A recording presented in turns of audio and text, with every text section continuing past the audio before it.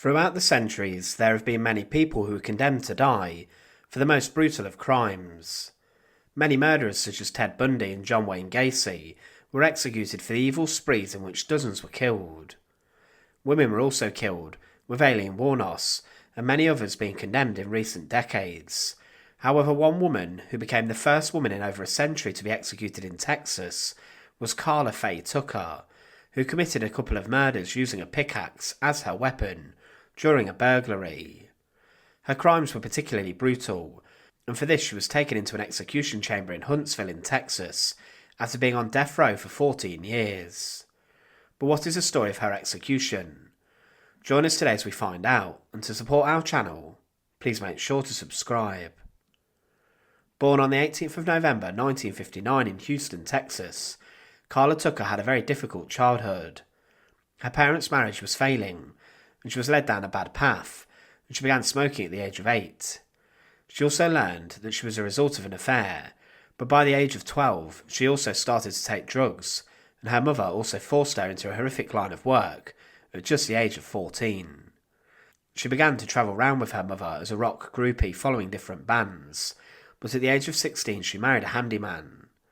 When she was 20, her mother died on Christmas Eve 1979, and this was particularly traumatic for her, as her mother died from effects of drug abuse, but this ended the only relationship Karla had with someone who she believed genuinely loved her. But she then started hanging out with bikers, and she then met a woman named Sean Dean and her husband Jerry Lynn Dean. The couple then introduced her to a man named Daniel Ryan Garrett, and she then began dating this man despite a 14-year age gap. The couple would spend time abusing drugs and drinking, but following a weekend doing this, Tucker and Garrett entered the apartment of Jerry Dean at 3 a.m. on Monday the 13th of June 1983. They entered his home to steal his motorbike, but Karla allegedly disliked Dean after he once parked his bike in her living room and let oil drip on the carpet, and he also destroyed the only pictures she had of her and her mother.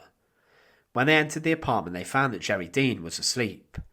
Garrett then struck him with a hammer a number of times on the head, and after hitting him, he left the apartment to carry the motorcycle.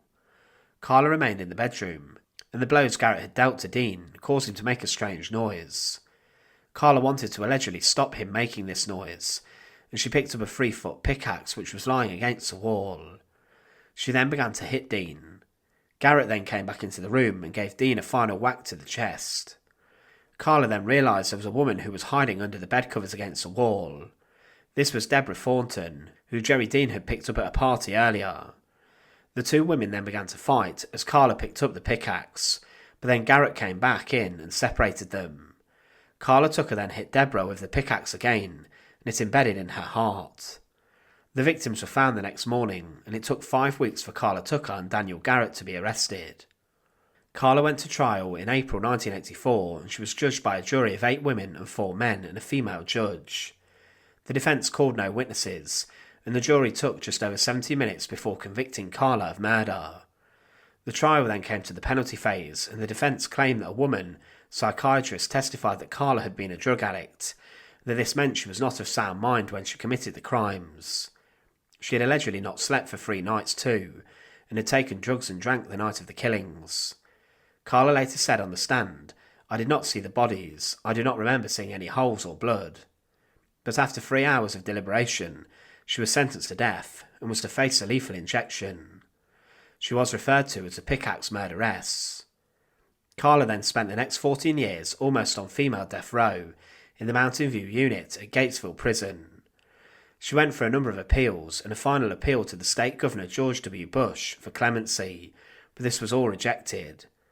On the 2nd of February 1998, she was flown 175 miles to Huntsville and was taken into the Walls unit and was held in a holding cell to await her execution, which would take place in the execution chamber next door. It must have been very ominous staying next door to where she would be killed. On her final day, she refused to eat breakfast in her cell, and her guards said she was peaceful and had come to terms with her death sentence. She had 2 visitors, and she wrote 1 letter, and was allowed half an hour with her husband, who was prison minister Dana Brown, whom she married whilst they were on death row. There were 2 last-minute calls for clemency, and the Texas Governor George Bush ordered the execution to go ahead as scheduled on time. He said, "I've concluded judgments about the heart and soul of an individual on death row, and they are best left to a higher authority." Around 6:20 p.m, Karla was dressed in fresh white prison clothes, and she was prepared for execution. She climbed onto the gurney on her own and was strapped down by her arms and legs, and then her body was secured.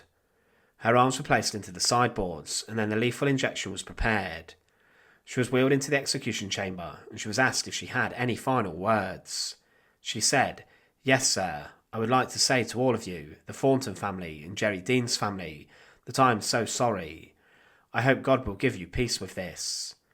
She looked at her husband and said she loved him, and also said, "I'm going to be face to face with Jesus now." She thanked the wardens and said she would wait for them in death. After this, she closed her eyes and moved her lips in prayer. The 3 drugs were injected at 6:37 p.m, and 2 minutes later she took 2 deep sighs and then a groan, but 8 minutes later she was pronounced dead and was staring at the ceiling with her eyes open. One of the witnesses, the husband of Deborah Thornton, would say, "I want to say to every victim in the world, demand this execution. This day belongs to Deborah Ruth Thornton. Her killer has been sent to a place we're all going to go sometime. Someplace my wife is already. She will deal with Karla Faye Tucker. I promise you, it won't be pretty." She was the first execution in the state of Texas in 135 years, and was the second woman executed in America since the reinstatement of capital punishment in 1976. Karla Faye Tucker's life was very difficult. However, she was involved in brutal and shocking murders, in which 2 people were slaughtered in a bedroom. She used a pickaxe for her crimes, and the murders were rather bloody and shocking. She needlessly killed a woman who could have been spared, but she probably did this to make sure she wasn't immediately captured and arrested for the first murder. But she was remembered as a woman who could have been given, in a sense, a clemency, and after the execution of Karla, the captain of the execution team, Fred Allen, quit his job, as he said, "I was pro-capital punishment. After Karla Faye, and after all this, until this day, 11 years later, no sir, nobody has the right to take another life. I don't care if it's the law, and it's so easy to change the law." Her execution was one which was definitely considered controversial. Thanks for watching. To support our channel, please make sure to subscribe, and once again, thank you so much for watching.